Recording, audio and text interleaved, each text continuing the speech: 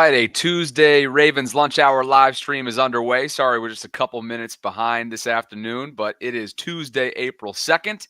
I'm Bobby Trossett alongside Sarah Ellison, as always, getting you set for all the Ravens happenings today.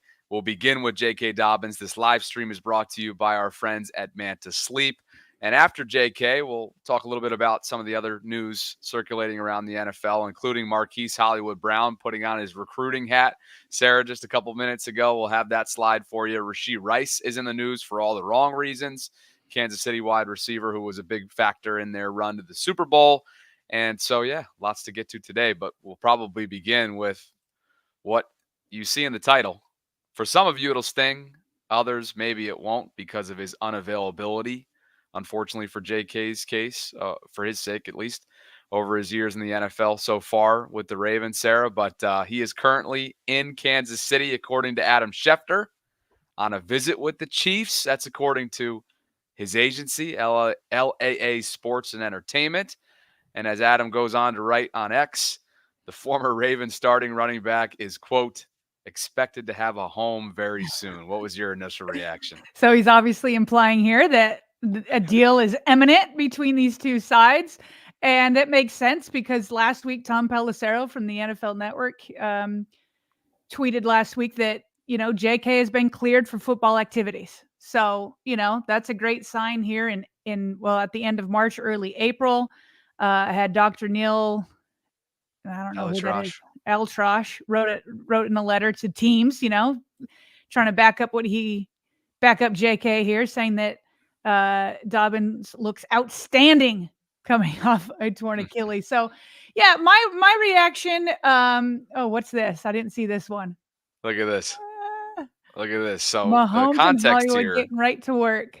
The context here is that we've learned through social media screenshots that Andy Reid's recruiting tactic, one of his recruiting tactics, is to text players and say some form of like think red or think championships, just things like that when he's closing in on free agents and Marquise Hollywood Brown, former Raven, former Arizona Cardinal, he was one of the ones that screenshot a message back and forth between him and Andy. So it looks like he is paying it forward here with a think diamonds with 100 emoji and tagging JK on X. So that's great. He's barely even been in the building. He's already got his recruiting hat on in Kansas City. It's funny because we've joked about, the Chargers being like, Baltimore Chargers, or for a minute there, the Jets, it was like the Baltimore Jets. And now we've got a couple guys in Kansas City. Well, when you lose as many people as the Ravens do in free agency, which we're gonna dive into a little bit later, I guess a lot of teams could have former Ravens. So yeah. Think diamonds. Oof, I hope not. I hope not. I hope that's in Baltimore. No, but I put my reaction to this up on Twitter. My very first reaction when I saw the news from Adam Schefter was good for J.K. Dobbins. I mean, I grabbed this picture. It's the picture of when he tore not just his ACL, but his LCL and his meniscus and his hamstring in the preseason.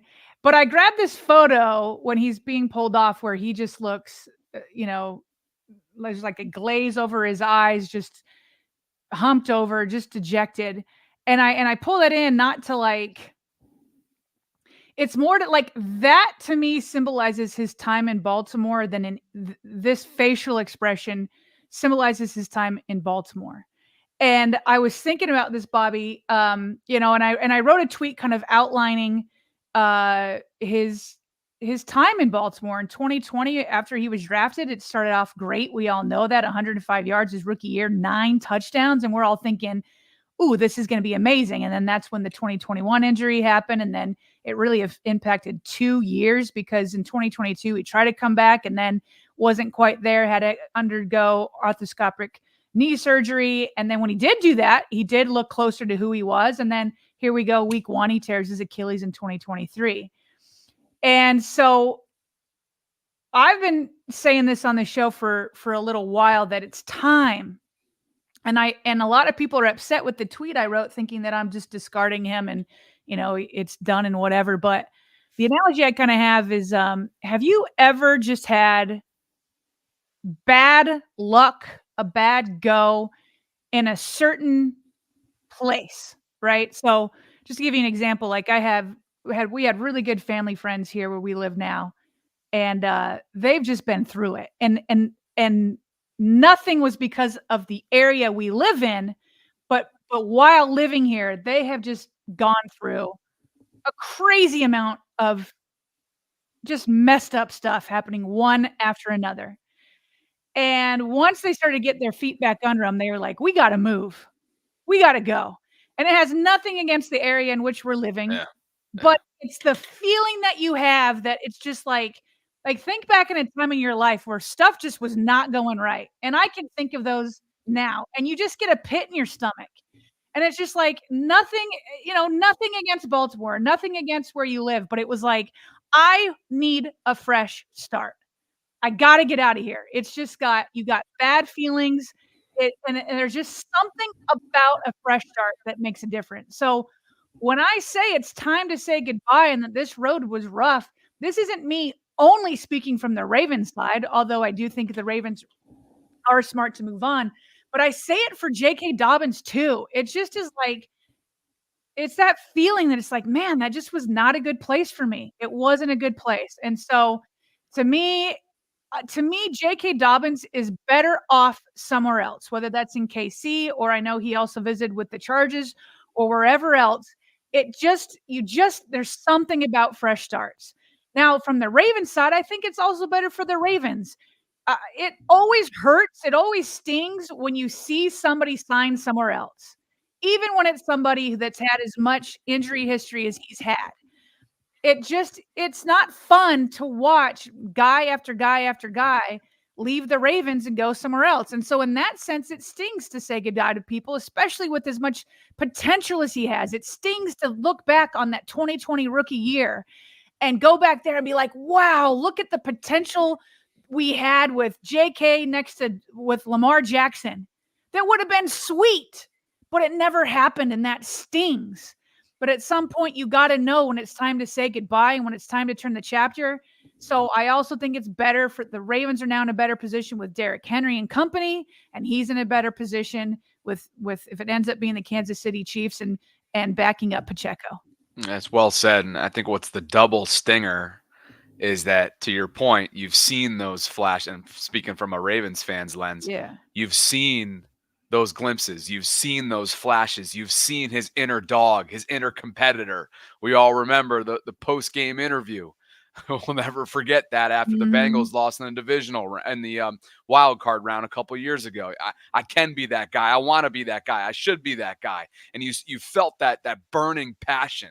And I think he really ingratiated himself to Baltimore. And so that's what the double stinger is, knowing that there is a chance.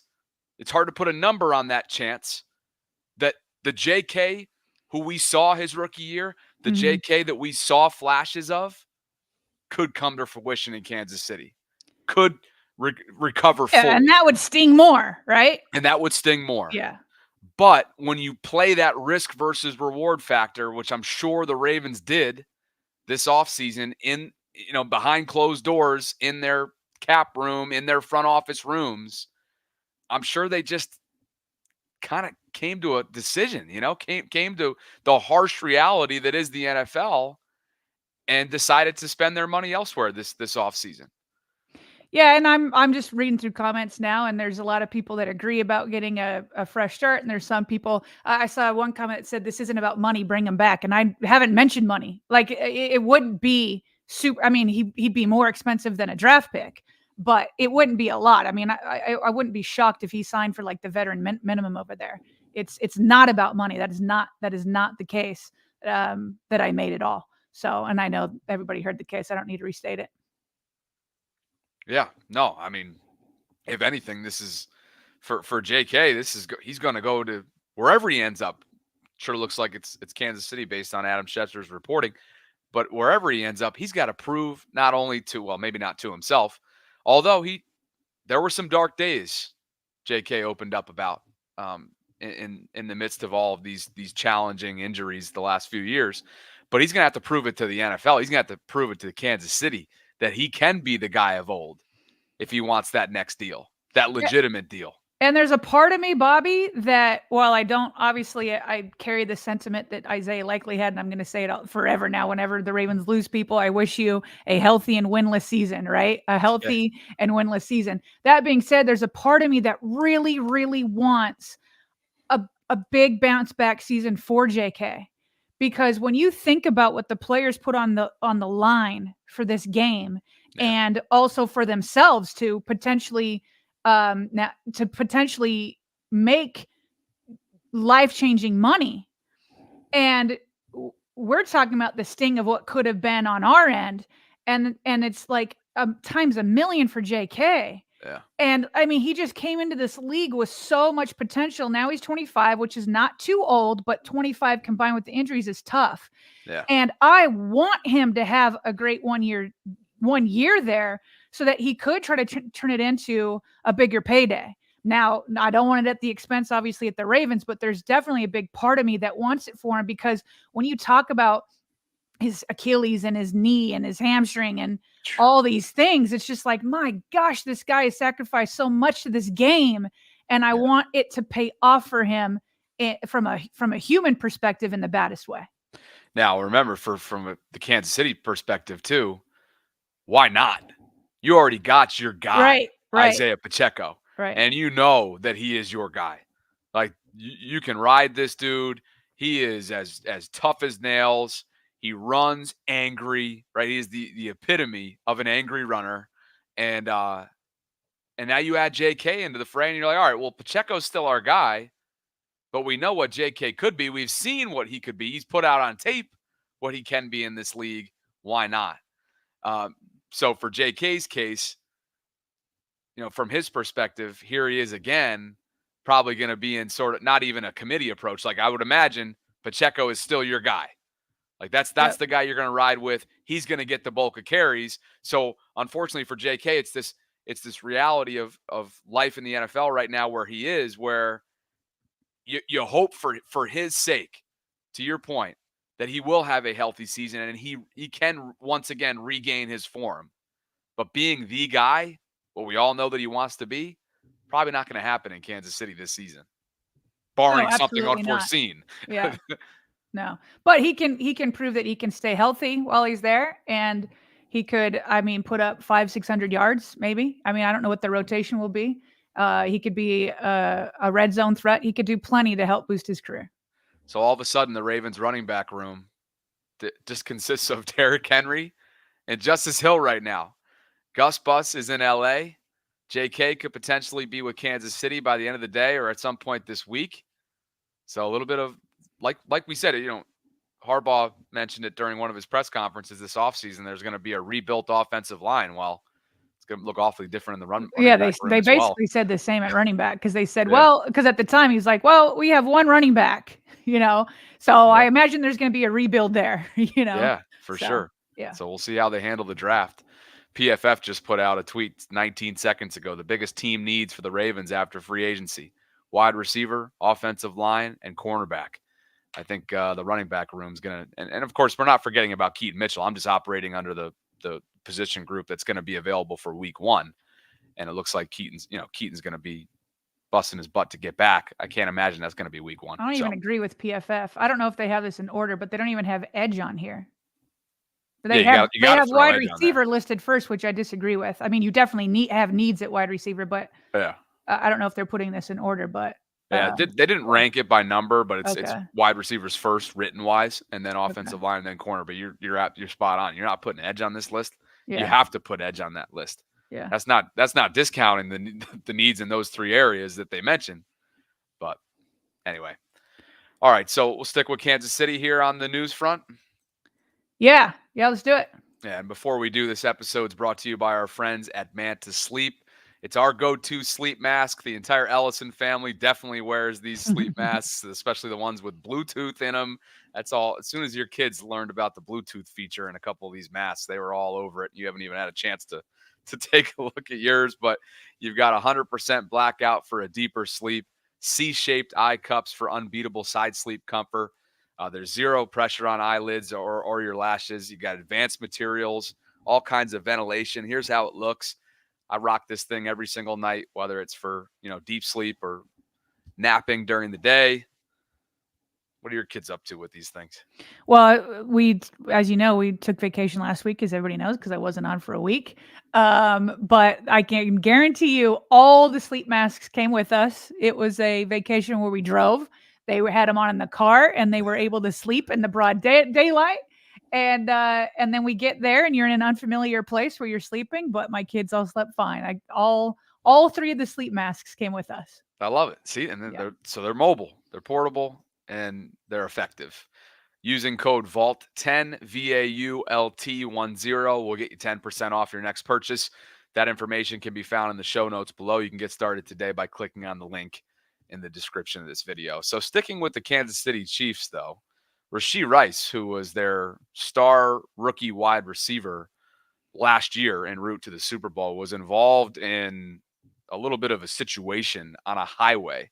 And so according to his attorney, Royce West, and by the way, a big car accident, several cars were involved, several folks transported to the hospital. Luckily, no deaths, at least as of right now. But anyway, his attorney, at one point, Sarah, in this process, he was nowhere to be found. Like he was being searched for. So anyway, he's cooperating now, and behalf of Rice, his attorney released the following statement. His thoughts are with everyone impacted by the automobile accident on Saturday.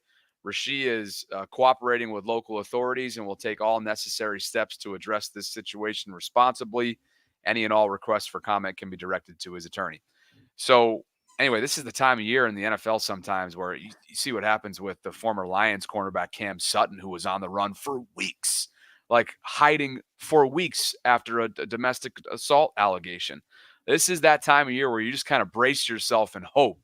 You hope and pray that nobody within your department, within your team, within your house gets stuck in any kind of these situations.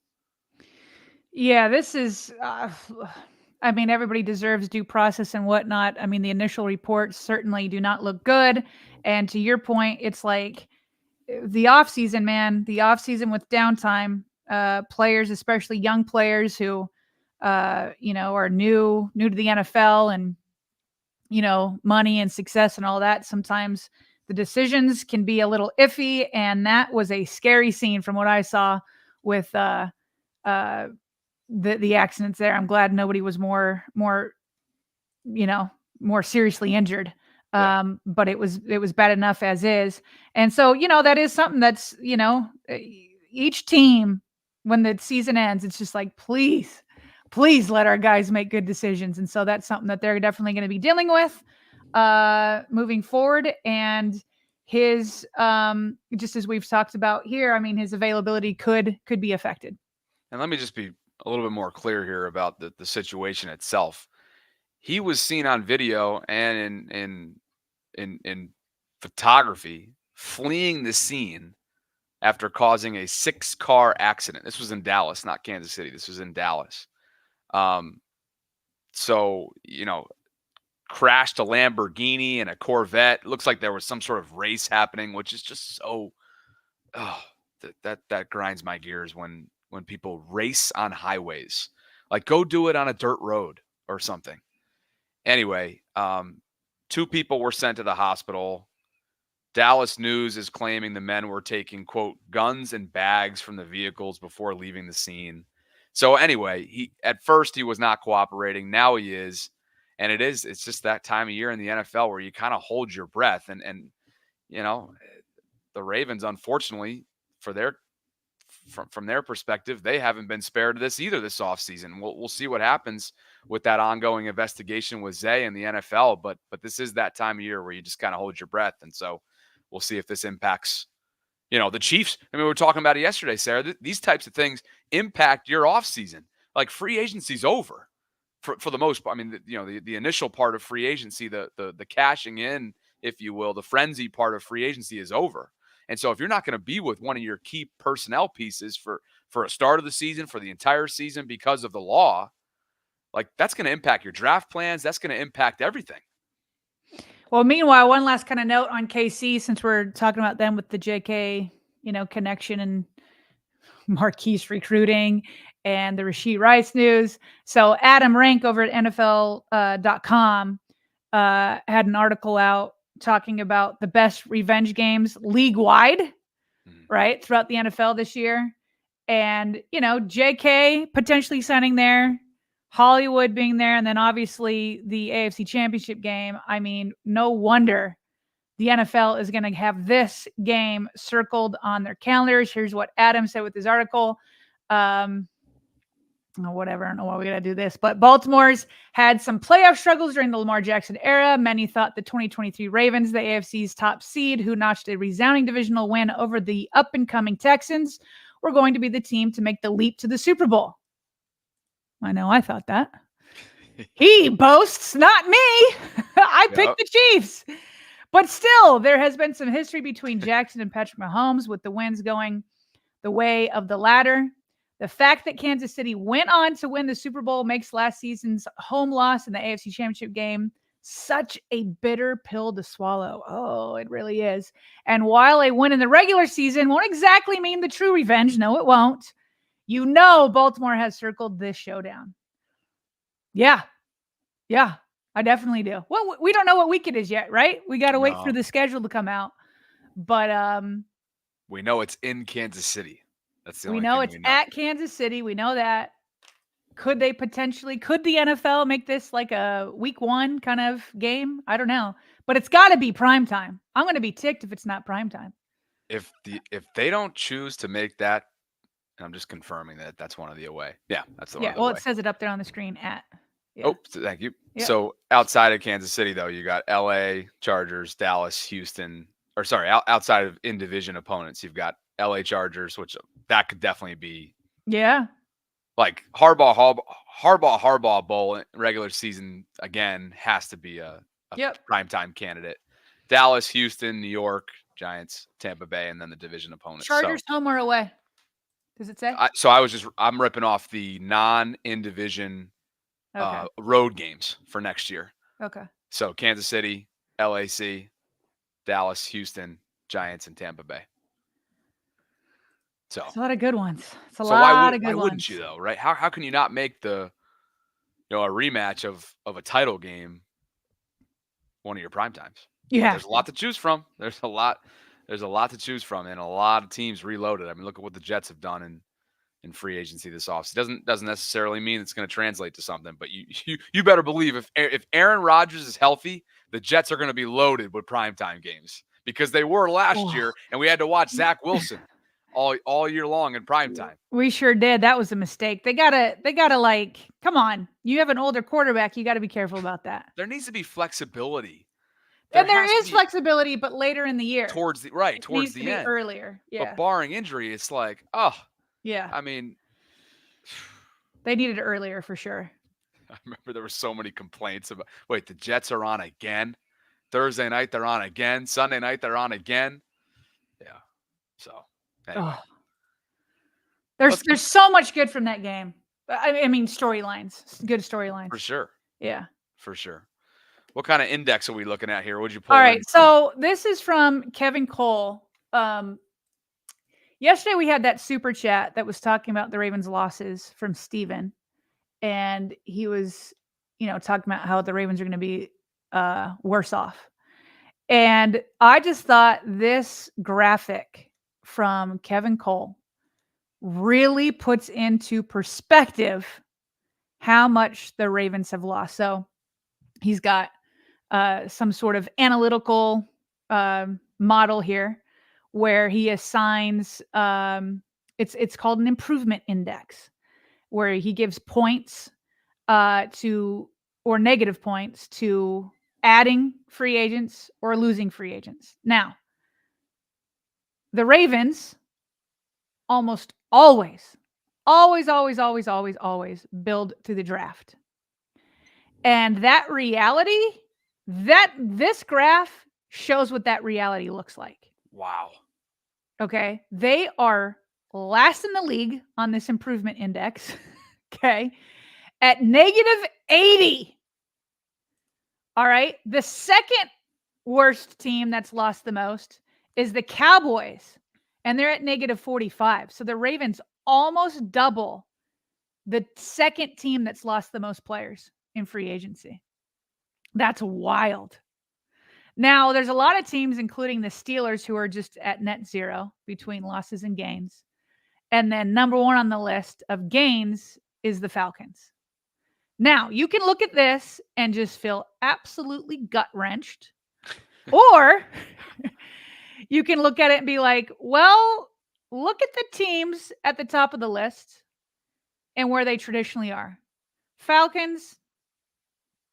What's next? Is that Bears? No, that's the Arizona Cardinals, then the Bears.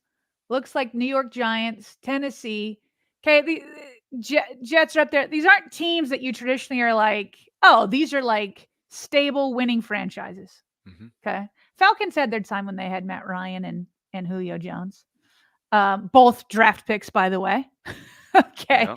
Of their own, which just kind of goes to show you. Then you'll see a lot of teams at the bottom that have been more winning franchises. So obviously you got the Ravens, you got the Cowboys, Broncos, not so much recently, but the Bills, Seahawks, Eagles, Vikings, and Kansas City, and the Texans. Texans again, because they've now been recently building through the draft. So you'll see draft-built teams at the bottom of this list, and then other teams that recently haven't been able to build through the draft. So that's the reality of it. Now, the Ravens are usually towards the bottom of the list, but this is another level. This is another level. So I thought it would be fun, Bobby, to kind of go through. Let's see here. Do I have it right here? Yeah. So Jonah Schaefer over at the Baltimore Banner, he ranked the Ravens' losses, okay, 1 through 10. I want to see what you think of this list. There's only a few I would change. Okay. And then he talked about the replacements. And so we can kind of say, now remember, these losses, we're going to talk about whether we think there's going to be an improvement or just kind of stay stagnant or is going to go down. Okay. Now, again, for a team that builds the draft, this is kind of unfair because the draft hasn't happened yet. So he's got number one on the list, which I agree with, Mike McDonald. So he's including coaching here. So, and then you got Zach Orr as the replacement. Okay. Are the Ravens going to get better or worse because of that change? I'll go with worse. I'm going to go with worse, but I think it's going to be temporary. This is the first time Zach has ever called plays in the NFL. Okay. Simply based on that. Okay. I'm not talking ability. I'm not talking about, I'm solely basing that off of experience. Okay. And remember, well, I was going to say Mike McDonald didn't have any experience, but in the NFL, he did for the 1 year at Michigan. So that's more than Zach has. All right. Jadeveon Clowney, he's got number 2. So it's the top player on his list, which I thought was interesting. Now, the replacement, he wrote both David Ojabo and Odafe. Like, Odafe, I feel like, played last year with him. So to me, it would be more David Ojabo. Okay. This one's a projection because you just don't know. Based off of what they did last year, obviously, it's a downgrade. But the question is what can David Ojabo become if he stays healthy? Oof. So all right. So we're going to look from Clowney to Ojabo then is what you're telling me. That's how he has it until we find out. Projection. Yeah. Well, if that's the case, there's just no, I don't see how an argument can be made as an improvement. Yeah, I'm with you. The only thing I would say is I don't know that anybody projected Clowney to have basically 10 sacks. That's true. Right? And That's true. Nobody's going to sit here in March after 2 years of injuries to say, hey, David Ojabo is going to have 10 sacks. But that even seems like a higher uphill climb, though, based off of his inexperience in the NFL. Now, Sarah, who are they going to bring in for 1 year, 2.5 in August that can potentially bring in 9.5? Can they Van Noy again? Yeah. Judon, if he gets cut or they trade for him? I don't know. My goodness. I mean, can you imagine if the current player is not on the roster that ends up being that replacement? I mean, there's probably a chance of that being the case. Right. Maybe. Okay, so number 3, I wonder if you agree that this should be do you think this should be above or below Clowney? Number 3 is Patrick Queen. Okay. You think Clowney's a bigger loss? Is Patrick Queen. Is And that's Clowney a bigger below loss than Clowney. Queen? Is Clowney a bigger loss than Queen? I think when you have Roquan Smith, Okay. it creates a certain margin for error when you're playing alongside him. Okay. So I think Clowney's the bigger loss. Plus, the replacement may make you feel better or worse. So I probably feel a little bit better about Trenton Simpson, but I don't know. David Ajabo should have been a number 1 pick prior to injury, so we'll see. True. But Trenton Simpson, the replacement, for now, it's got to be a downgrade to Queen, right? Like if you were comparing first year Queen to first year Trenton Simpson, maybe not, but it took a while for Queen to come alive, and then he was a Pro Bowler. So And he I'm was not thrown right into the fire, right? Like right. Trenton's had a year, and we know how special that linebacker room was last year, led by Zach Orr, right? Commanded by Roquan Smith, flanked by Patrick Queen. Like that's a group that, man, advantage Trenton for being able to kind of learn and wait in the wings. All right, let's put our face back up here for this since we're Nobody mostly wants to talking see about that this. chart anymore anyway. Yeah. Okay, here we go. Okay, number 4, biggest lost, Kevin Zeitler. I put that up there. And then Cleveland to be the replacement. Now Zeitler played in all but 4 games since he was signed in 2021. Cleveland, we're waiting to see. He had a lot of buzz when he was drafted, and now this is year 4. Year 4 is always certainly a year where people can bust out. So to me, this one is the biggest projection, because to me it's like, listen, if you're going to project Queen versus Simpson, you would take Queen. I would still take him, right? But with Kevin Zeitler, given that for the first time since 2021, he did seem to be breaking down a little bit, getting a little bit older. So maybe this is more of a projection that Zeitler's breaking down, whereas Cleveland might be ascending. But I mean, if you were just to compare the careers, of course Zeitler's better. I mean, he's been Mr. Reliable until this last year. I'm comfortable to do like a stagnant on this one. Okay. Because of the things that you're mentioning, and also the time that Ben's had to, like, Ben's time is now.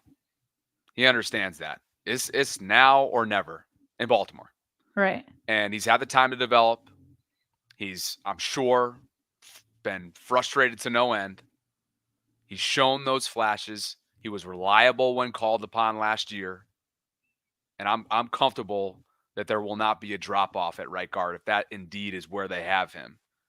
Okay. And we'll see what happens on the left-hand side with potentially Andrew Voorhees being there. Well, don't jump ahead here, Bobby. I got That's other how we're losses going. Yeah, coming. okay. All right. Okay. Number 5, he has Morgan Moses. Right now, and this is totally unfair, because right now it's Daniel Falele. But we could be talking night 1 of the draft and the Ravens get a tackle, which is completely... If I were to like handicap the positions the Ravens were going to get in round 1, I would put tackle first. Ooh, corner and edge maybe right next to each other. For sure. So say you put I haven't thought through this, but maybe a 50% chance of a tackle, 25, now that's too much, 40%, and then like 20 for edge or corner, and then 10% for the field. If I'm doing my math right. 40, 20 is 40, 80. Okay, so you got 20 for the field.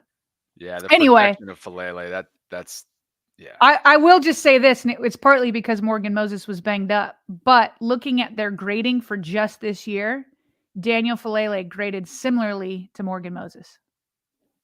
But Moses was fighting through, he basically had one arm. Well, right, because we just shared last week or 2 weeks ago that he had a torn pec, right? Yeah. Pectoral. Yep. So the dude, remember we kept being like, man, it seems like Morgan is really favoring a certain side of his shoulder. He's got something going on with the upper body. Well, yeah, he was playing through a torn pec. Yeah, exactly. Unreal. But rookie Daniel Falele graded out similarly to one-armed Morgan Moses. So wow, there's that. Okay. Geno Stone is number 6. I actually would move somebody else 2 up from here, but we'll get to him. Geno Stone is number 6. Now, what Jonas Schaefer has as the replacement is really a healthy Williams because Stone started so much in his spot.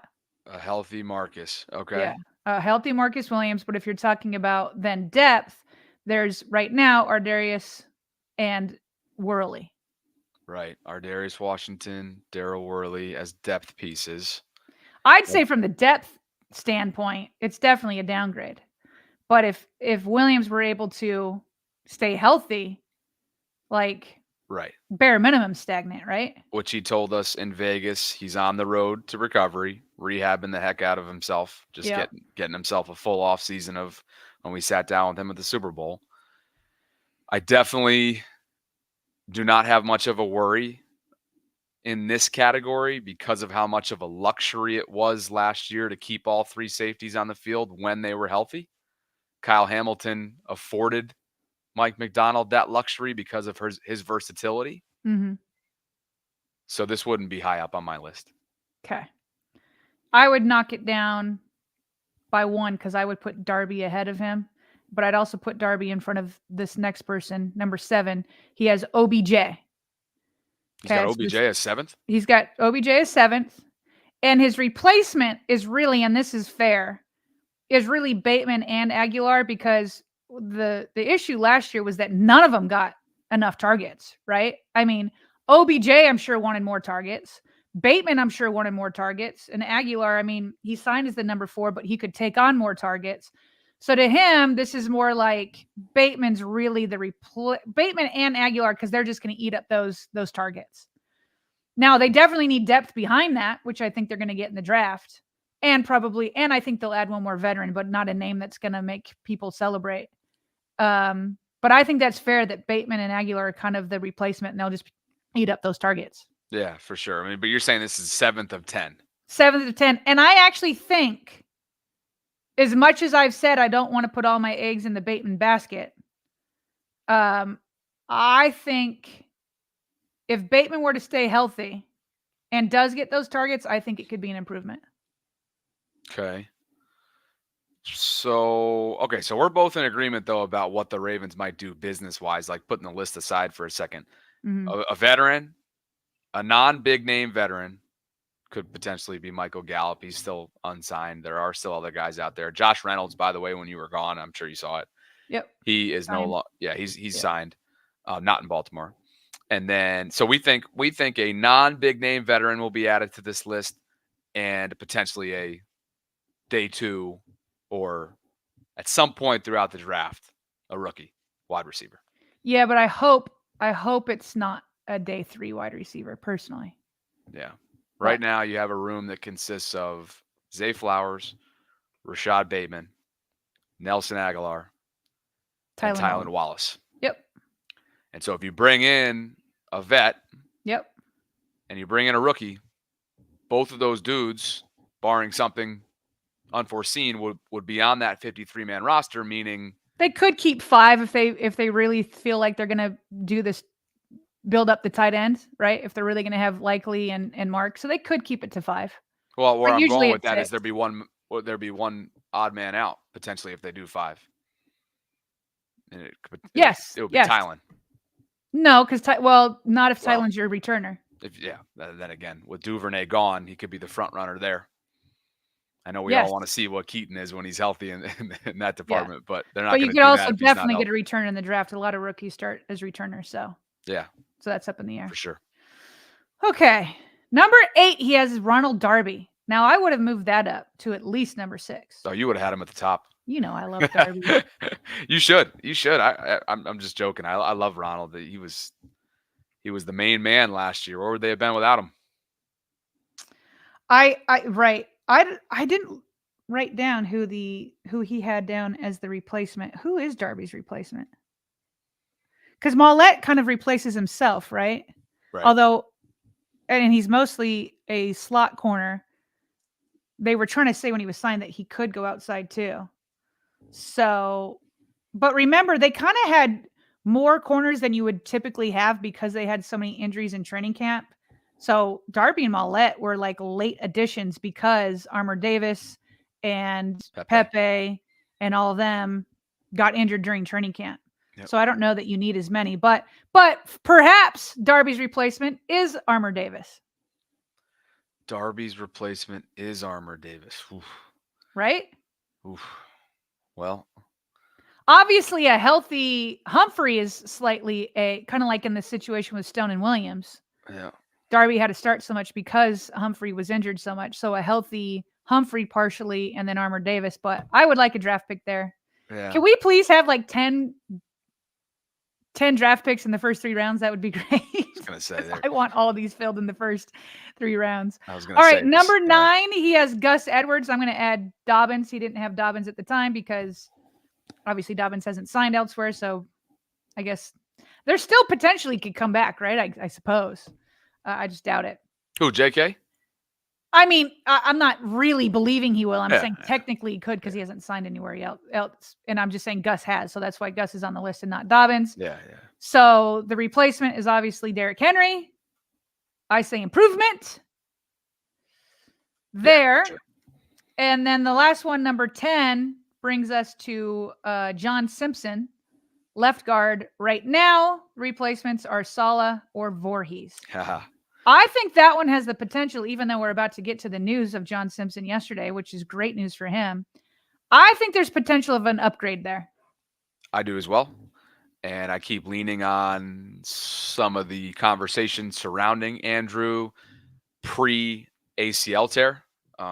Last year, he was looked at as a potentially high day 2 pick, somebody who was expected to come in and be a plug-and-play starter for a team until obviously we all remember what happened on his pro day. I think it was either pro day or at the combine. And then he goes and with the torn ACL, puts up 38 reps of like 225 or something absurd. So it just shows you what his character and toughness is all about. But it was Mel Kiper the other day that kind of reminded everybody, hey, he was looked at as that.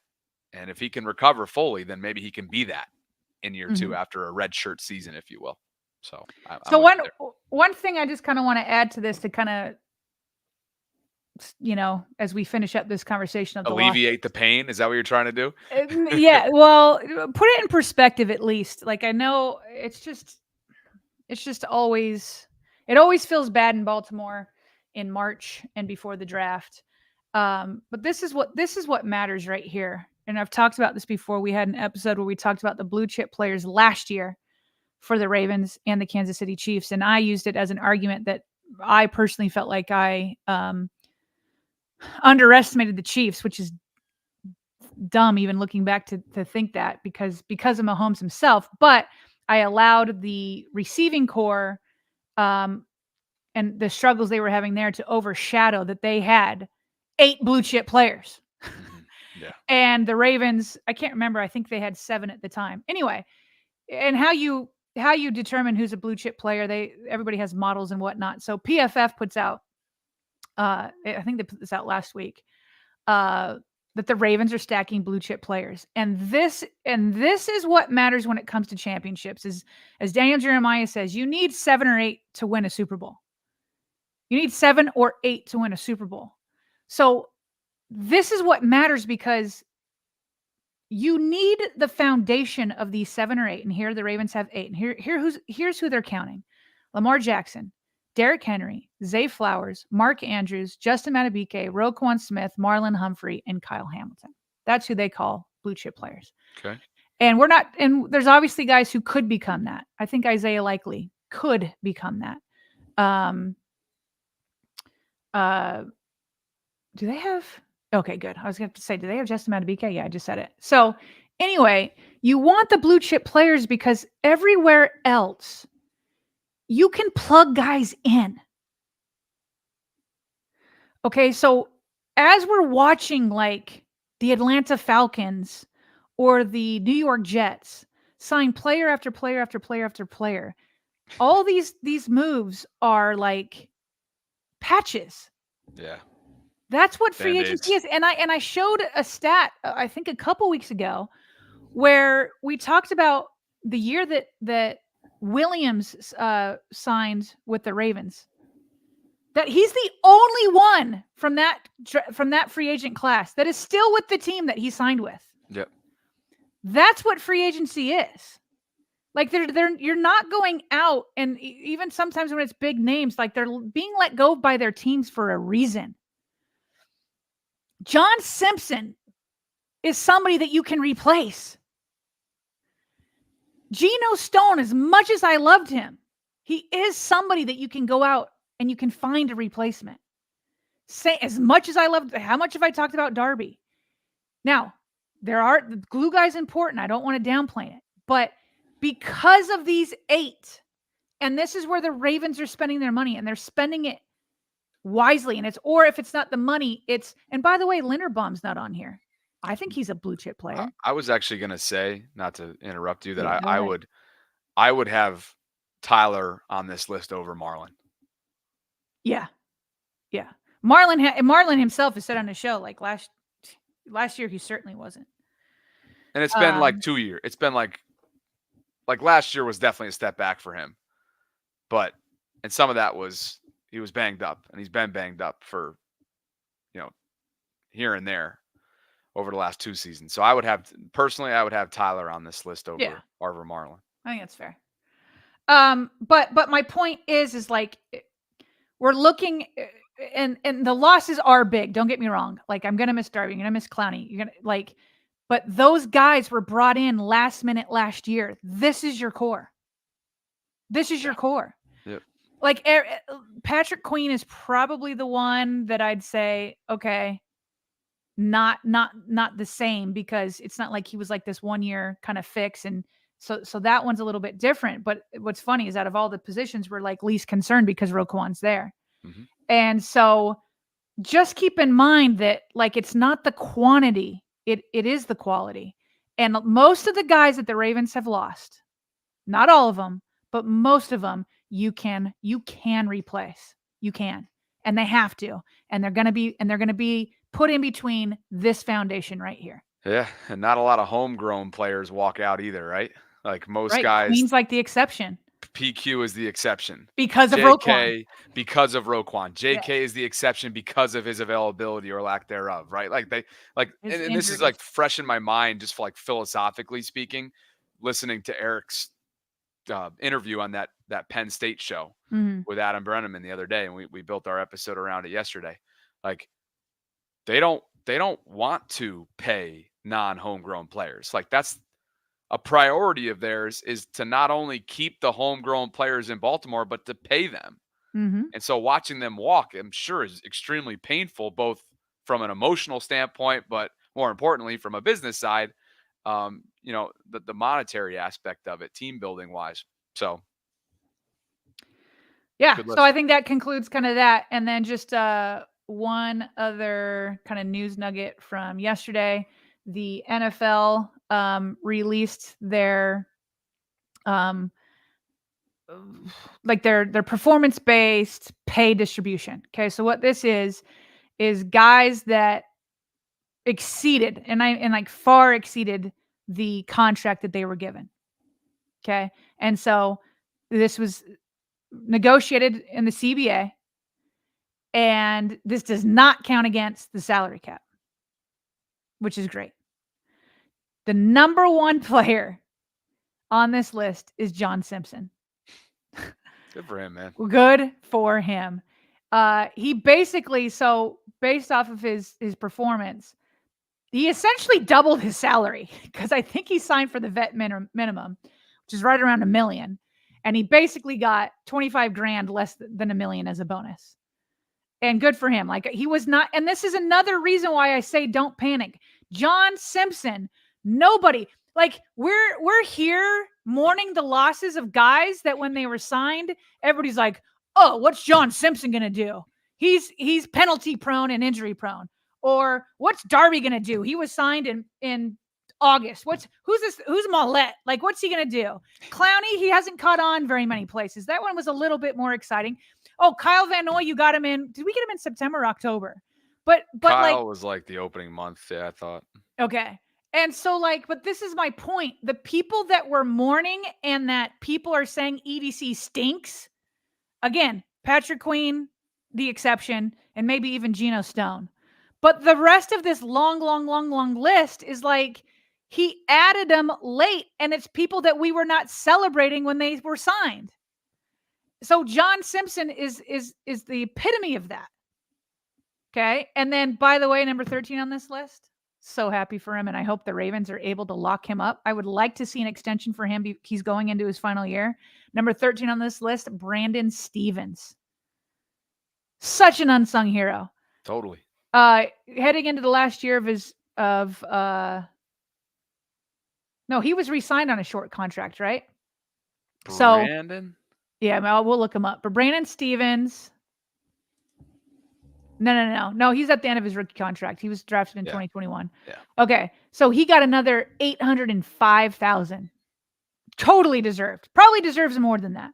Started, Bobby, when Rock Ya-Sin was signed, John Harbaugh spoke a few days later, and reporters asked, does this make Brandon Stevens more of a full-time safety? And John Harbaugh's like, yeah, we're going to move him to full-time safety. We've been putting him back and forth too much.